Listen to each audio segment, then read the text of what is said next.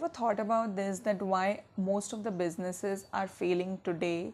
It's not because they lack ideas or they lack funding, but I believe that they have been so rigid with their ideas that they do not want to make changes as times are changing. They do not want to really understand what their ideal customers require, and they are so occupied with their own ideas and beliefs that they just do not feel like there's any need of change. I believe that the business that does not change with time is bound to fail with time. I never thought that ancient wisdom could feel so relevant and helpful in today's time. When I read this book, The Chanakya Playbook by Abhiraj Gupta, I just completely changed my mind, and it gave me a lot of food for thought, because it's changed the way I look at business now and how I look at leadership, entrepreneurship.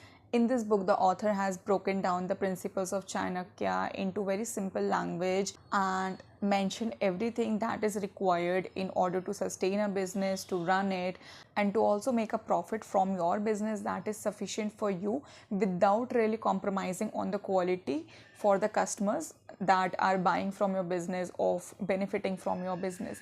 Because an ideal business is not something that only gives you profit. If your customers are not really satisfied with the product or any kind of services that you're offering, then I don't think that it's a good business at all. Book again and again highlights that how one must run their business ethically, because if it's not ethical, then I think it totally loses its point. You are a leader or an entrepreneur, you cannot just think about your own profit. You also have to consider your team members and all the people who are working with you or the people you are going to serve. So it's a holistic kind of a thing which you have to consider. And what I really loved about this book is that the inclusion of case studies of businesses that have failed and the businesses that have thrived. The difference between the approaches of both these businesses is something clearly highlighted in the book. Articulation of the thoughts and the ideas is done so rightly in this book that it directly reaches to the readers. If you're someone who is interested in leadership, entrepreneurship, if you're a business owner, or in general if you just want to learn how to work among people, then I think this book is a great read.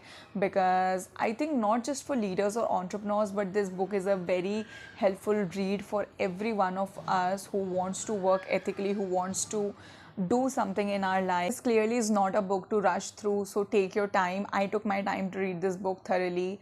Take your time, reflect on it and what it is trying to tell you. The author has already broken down the principles into simple language.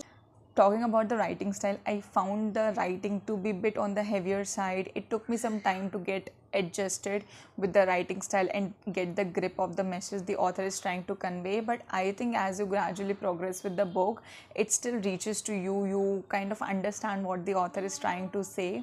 But I feel that the writing style could be a bit easier to make it more accessible for all the readers out there. Overall, it's a great read for anyone who is interested in entrepreneurship, leadership, and wants to learn about the principles, the core principles of running any business, and is interested in reading case studies related to it. Definitely go ahead with this book.